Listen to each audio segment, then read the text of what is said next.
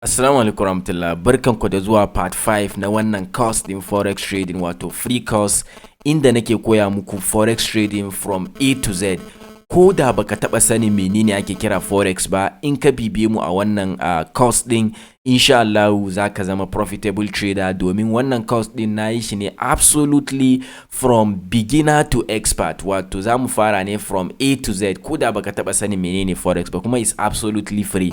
So in baka kalla part 1 zuwa part 4 ba, ka tabbatar ka duba karkashin wannan bidiyon ko ka duba cikin playlist na wannan course din, zaka ga part 1 zuwa part 4, ka kalle su kamin ka da wannan part 5 din. So a wannan part 5 din zamu yi magana ne game da wa'ensu abubuwa da ya kamata ce ka sani game da forex trading kamin ka fara. Misali irin su buy order, ko kuma ce order types, ko irin su pips, irin su leverage, irin su lot size, take profit. Zaka ji wani ya ce ya hitting TP, ya hitting SL. Duk waɗannan terms din da ya kamata ce kai as a trader ka sani. Duk terms din da zamu yi magana a wannan bidiyon ya kamata ce ka san su, ya kamata ce ka san waɗannan terms din. So bari mu shiga kai tsaye zuwa ga video din. So a takaice, first thing da zamu yi magana game da shi a wannan bidiyon shine order types.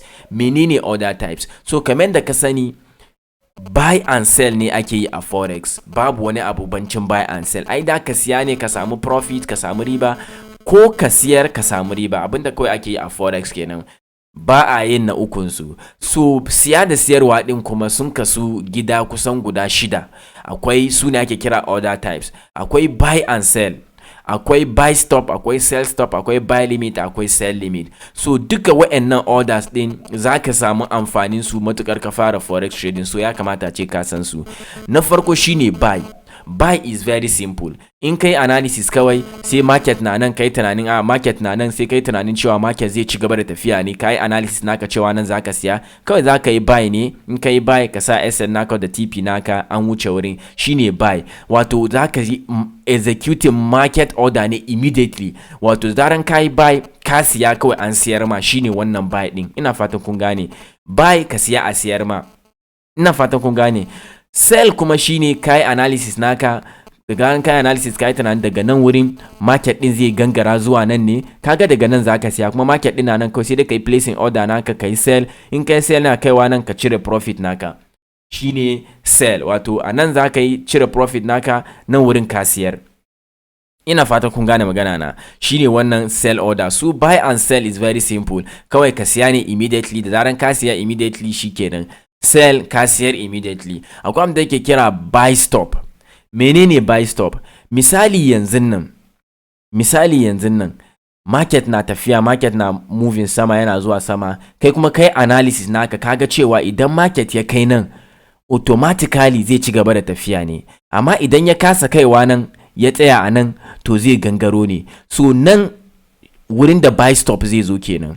So za ka yi placing market, tun market na nan za ka iya placing buy stop, ka yi placing order naka a nan wurin, ka ce okay, da zaran market ya kai nan wurin kana neman ka yi buy, automatically yana kaiwa nan, market din broker naka zai siyan ma automatically, ko kana online ko baka online, za ka siya wannan pair din da kake so ka siya, za ka yi buy a nan automatically zuwa inda kake so ka cire profit naka. Shine ake kira buy stop. Sai na ce order, a buy order above current price.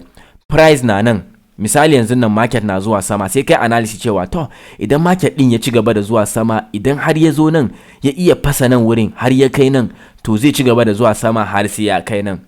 Ina fatan gane. Duk zaka san yadda ake wayannan analysis din a cost din nan. So kuma market na nan lokacin da kai analysis din, to kaga ka jira daga lokacin da zai kai zuwa nan, kila zai ya daukan ka 2-3 hours, kila ma lokacin ma kana bacci zai zo ya kai nan har ya wuce ma da kake tunani. So zaka iya yin abin da ake kira buy stop. Buy stop din shine zaka yi placing order a nan, tun market na nan zaka yi placing order cewa okay, da zarar market ya kai nan, automatically you want to buy. So in kai placing buy stop, market na kaiwa nan automatically, ko kana online ko baka online, ko ina kake kai, ko da wayanka na kashe ne, market din zai siyan ma zuwa inda ka ce ya tsaya. Shine ake kira buy stop. Shi kuma sell stop, shi kuma opposite na buy stop ne. Misali kai analysis, market na gangarawa, sai kai analysis cewa idan market ya zo yana ci gaba da gangarawa har ya zo ya wuce nan, to zai gangara ne sai ya kai nan, to kaga ai sell za ka yi anan, haka ne? kuma lokacin market na nan. To in ba za ka yi jira har sai market ya kai nan ka shiga manually wato ka yi buy ko ka yi selling manually ba, za ka yi abin da ake kira buy sell stop, wato za ka yi placing order tun market na nan za ka yi selling. Za ka jira cewa okay da zarar market ya kai na automatically kana so market din yayi ma sell, ko kana online ko baka online kawai yayi sell, so automatically zai ma sell. Za ga ka shiga anan, shine ake kira sell stop. Za ka yi placing sell order ne below current price, ga price inda price yake, to za ka yi placing order a nan wurin na sell. Buy stop kuma above current price na nan za ka yi placing order a nan, shine abin nan buy stop. Akwai abin da ake kira buy limit. Shi buy limit kuma abin da za ka yi a buy limit shine, misali yanzu nan market na tafiya, market na zuwa sama, market na gangarawa zuwa ƙasa, sai kai analysis cewa okay idan market ya ci gaba da gangara, zaran ya kai nan wurin, idan ya kasa breaking nan wurin to zai koma sama. So abin da za ka yi shine tun market na nan za ka yi placing order cewa da zaran market ya kai nan kana so ka yi buy, so market na kaiwa nan zai shiga ma buy, za ka je sama.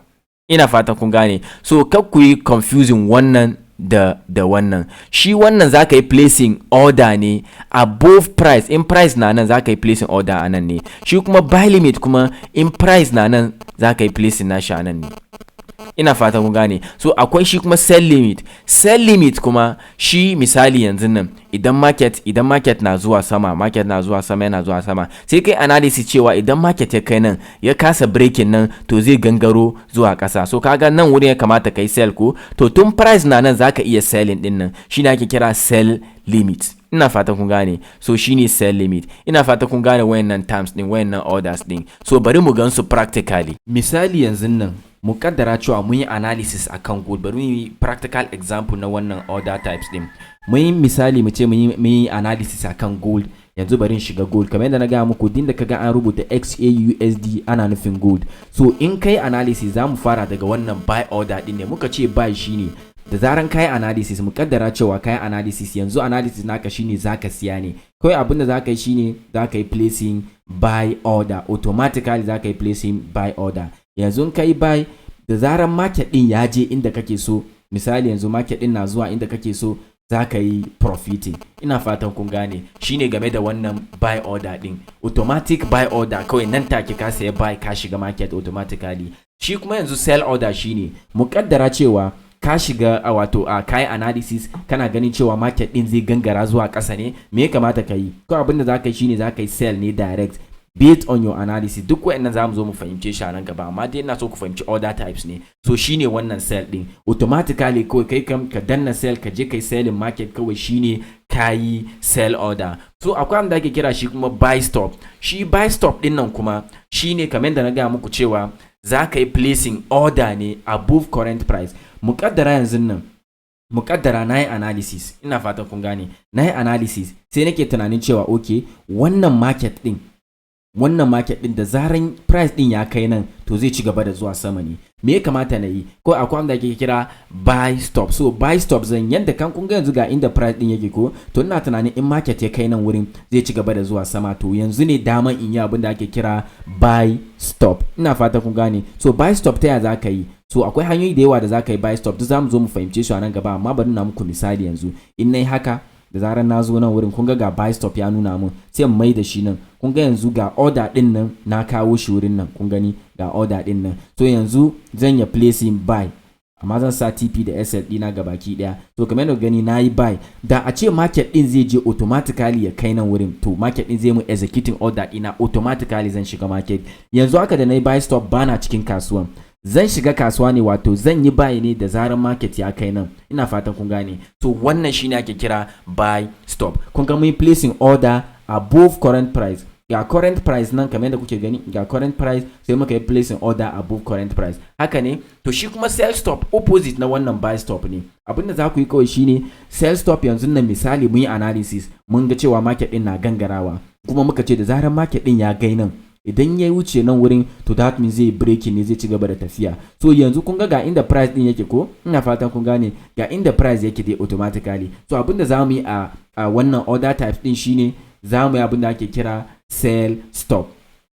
Ina fatan kuna gane. To sell stop ko za ka dauki order type naka, misali gashi nan ka dauki order type sell stop naka, za ka yi sell stop kamar da kuka gani za ka sa shi daidai inda kake gani in market din ya kai zai ci gaba da tafiya. Kun ga na kawo shi nan ko zan yi placing order. So wannan na nuna mun cewa da zarar market din ya kai nan wurin automatically zan shiga kasuwa. Yanzu haka bana cikin kasuwa, ina fatan kun gane bana cikin kasuwa, amma dai da zarar market ya kai wurin nan zan shiga cikin kasuwa. Wannan shine ake kira sell stop. Yanzu kuma buy limit. Yanzu buy limit, menene buy limit? To shi buy limit, abin da ake nufi da buy limit shine idan yanzu yanda market din nan mukaddara market din na tafiya sama ne, kun gani market din na dan zuwa sama. So abin da zan yi tunani shine sorry, kamar yadda kuka gani market din yana zuwa sama ko, to zan yi tunanin cewa okay, da zaran market ya kai nan wurin ba zai iya breaking nan ba.